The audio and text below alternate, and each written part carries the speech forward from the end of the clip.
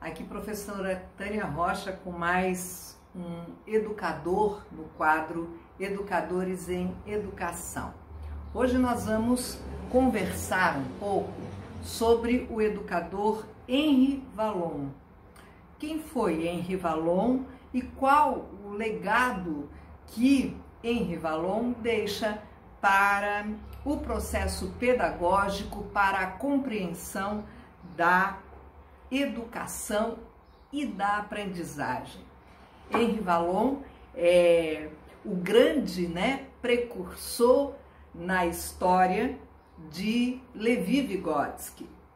Então, com a morte prematura de Vygotsky, Vallon, portanto, assume o seu legado, assume o desenvolvimento das suas pesquisas e ele é o autor da célebre frase que nos diz que somos todos geneticamente sociais. Vamos conhecer um pouquinho da teoria de Henri Vallon?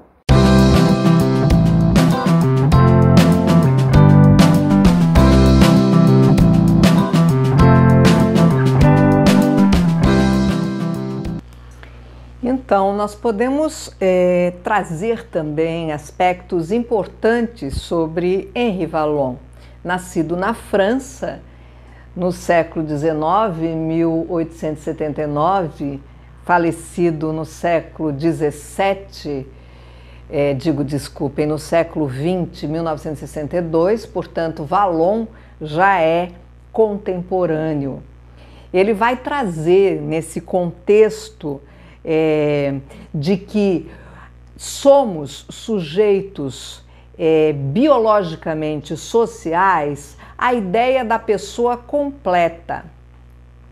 Nesse sentido, ele vai nos falar de uma psicogênese desta pessoa completa. Nós não podemos compreender o ser humano em partes, em etapas somente de um desenvolvimento biológico linear. Daí a ideia de que esse desenvolvimento biológico, que não é linear, ele tem avanços e também tem retrocessos. Portanto, se dá a partir de uma concepção dialética. Ser esse sujeito, esse homem geneticamente social, implica em se compreender que essas etapas, vamos assim dizer, que Vallon determinou, essas idas e vindas dessa psicogênese da pessoa completa, nos leva a compreender que a afetividade em Vallon, ela vai passar por aquilo que nós chamamos de humor, emoções, sentimentos, afetos e paixões, até que possamos efetivamente ter introjetado uma personalidade mais equilibrada. Não significa dizer que esse equilíbrio ele é constante na existência humana. Nós temos idas e vindas nesse processo, até que possamos construir aí uma afetividade mais humanizada, mais positiva. O pensamento nesse desenvolvimento biológico do ser humano é, portanto, que o torna esse sujeito cada vez mais dentro desse processo abstrativo de pensar a vida de uma forma mais equilibrada, vamos assim dizer. O pensamento em Vallon sempre foi sincrético e sintético. Essas etapas segundo as quais o pensamento passa por esse processo sincrético e sintético está dentro de certos estágios ou etapas, como queiram, que ele vai chamar de impulsivo emocional. E aqui eu me valho da autora Isabel Galvão quando ela traz as concepções dialéticas do desenvolvimento infantil em Henri Vallon. Esse sujeito que foi médico, se formou em medicina e que pôde então aliar a questão do desenvolvimento biológico orgânico às questões emocionais e afetivas.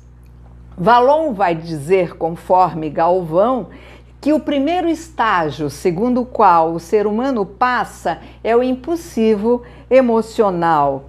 Esse primeiro estágio da vida, ele é particularmente caracterizado pela emoção, ou seja, os bebês, as crianças ainda na infância de tenra idade, vivem muito esse aspecto emocional de forma muito profunda. Então, qualquer motivo pode ser um desconforto, pode ser a falta da alimentação, pode ser falta de água, de sono, irritabilidade, tudo leva a essa criança muito pequena, a esse bebê aproximadamente até os 3 anos, a estar num estado emocional muito forte de irritabilidade, onde ele com frequência, quando não se expressa pela linguagem, costuma chorar para demonstrar a sua grande emoção pelo seu desconforto. Então a gente pode dizer que essas manifestações afetivas na criança em tenra idade ocorrem de uma forma quase que desproporcional. Ela está muito vinculada, portanto, ao contexto externo segundo o qual essa criança está inserida, do que propriamente a uma questão de consciência ou de pensamento. Saindo do período, portanto, da etapa ou do estágio, como queiram chamar aí, de impulsivo emocional, que vai até aproximadamente aos 3 anos, Vallon não é rigoroso em termos de idade, o ser humano entraria no estágio sensório-motor e projetivo, que vai aí entre 3 e 4 anos aproximadamente. Nesse estágio, o desenvolvimento da função simbólica e da linguagem já pressupõe à criança um maior autocontrole das suas emoções, daquilo que externamente a incomoda. Ou seja, ela consegue cognitivamente separar um pouco mais as coisas e não se ver de uma forma tão simbiótica, tão misturada a essa realidade. Nesse sentido, a gente compreende o pensamento dessa criança de acordo com Henri Vallon como sendo um pensamento que precisa de auxílio dos gestos para se exteriorizar. Então, o ato mental projeta-se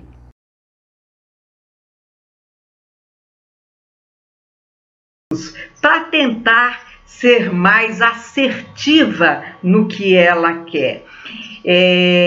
Nesse sentido, a motricidade ampla e propriamente afina é um bom momento para que venha à tona e se desenvolva, sobretudo a ampla, ajudando, portanto, o pensamento a se fazer comunicação. Ao contrário do estágio anterior, a Galvão informa que predomina, portanto, no estágio sensório projetivo, as relações cognitivas com o meio intelectual de uma forma mais inteligente. Podemos dizer que nessa etapa, portanto, a criança faz um esforço cognitivo para poder não apenas se expressar através da linguagem o que ela quer, o que ela deseja, mas também o que ela sente a sua afetividade e ela começa a compreender por que certas coisas a desagradam tanto e a colocam num patamar tão emotivo, tão impulsivo, e começa aí, portanto, uma possibilidade na interação com os demais de aprender a se controlar do ponto de vista das emoções. Depois, Vallon, através ainda da Galvão, que traz sua história, a criança vai entrar, então, aproximadamente dos 4 até os 6 anos e meio, no que Vallon chama de estágio do personalismo. Nesse estágio, nós vamos perceber a construção já da consciência de si próprio. Então, o pensamento, ele já não é tão misturado. A criança já tem condições de dizer o que é dela, o que é do outro, do ponto de vista de acertos e erros. E, nesse sentido, ela já começa a resolver conflitos por ela própria, sem tanta intervenção do adulto. A gente pode dizer que nesse momento da vida da criança, portanto, o que mais predomina são as relações afetivas. Portanto, a ludicidade, a brincadeira em todo o processo da infância é fundamental para que ela vá aos poucos desenvolvendo essa, eu não diria contenção, mas aos poucos ir desenvolvendo esse pensamento do que pode e do que não pode fazer, até que ponto ela pode ir, e se ela ultrapassar aquele limite, ela automaticamente pode estar entrando no limite do outro e invadindo e tornando o outro irritado, chateado. Então, as relações sociais no processo de brincar é que ela vai aos poucos aprendendo essas regras sociais e aprendendo também nessa faixa etária de 6 anos, 4, 5, 6, uma faixa muito predominante para ela aprender o certo e o errado e o porquê de tudo isso. Depois dos 6 anos, em Henri Vallon, nós temos aí um desenvolvimento infantil que ele vai denominar de estágio categorial. No estágio categorial já existe, portanto, essa consolidação da função simbólica e da diferenciação da personalidade dessa criança com outras crianças, com outros sujeitos. Então, é o corte total dessa simbiose de que eu dependo do outro para tudo. Não, começa aí já um pensamento muito mais de autonomia, um pensamento muito mais voltado para um processo abstrativo, aprofundado, onde o intelectual dessa criança, o cognitivo dessa criança já teve um progresso, tanto do ponto de vista biológico, quanto também do ponto de vista de considerar, de poder julgar e compreender melhor certas atitudes humanas. É, portanto, a preponderância da cognição. Se na fase anterior do personalismo, a preponderância, vamos assim colocar, eram as relações afetivas, nesta fase posterior, a preponderância em função até mesmo do simbolismo e dessa diferenciação simbólica passa a ser, portanto, a intelectualidade. Momento muito apropriado para a leitura, para a escrita, para o desenvolvimento da cognição, do estabelecimento de relações entre um conceito e outro, da compreensão de conceitos, de efetivamente se compreender também no seu conjunto dessa psicogênese integral do ser humano, onde essa criança já sabe que ela não vai suportar, por exemplo, andar de elevador e vai dizer de elevador eu não vou, eu não gosto, não me empurra assim com tanta velocidade no balanço porque eu me sinto mal. Então essa expressão verbal, linguística, por haver já uma intelectualidade muito mais determinada, muito mais centrada, se dá de forma muito mais eficaz. É posterior a isso que nós vamos ter na adolescência, portanto, aí adolescência, puberdade, né? Aquelas crises hormonais que o próprio biológico atinge o ser humano. E nesse sentido, a afetividade se torna muito à flor da pele, né? E as emoções são extremamente alternadas. É como se o ser humano desse uma retornada para aquele estágio inicial da infância, onde ele não domina muito bem o que pensa, mas ele tem todas as condições disso, de compreender, de dominar e de realizar, portanto, aí um jeito, né? Encontrar jeitos de melhor se colocar no mundo.